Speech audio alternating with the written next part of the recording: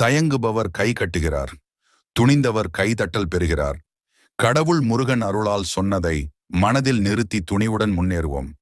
வாருங்கள் இன்றைய தலைமுறைக்கான 20 தன்னம்பிக்கை மொழிகள்.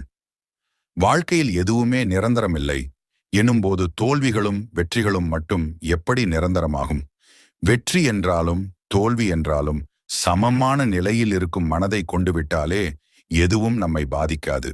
ஆனால் இன்று இருக்கும் இளைய தலைமுறை தோல்வி என்றால் உடனே நத்தையாய் கூட்டுக்குள் சுருண்டு ஒடுங்கி விடுகின்றனர். சிலர் மதிப்பு மிக்க உயிரையும் மாய்த்துக் கொள்கின்றனர்.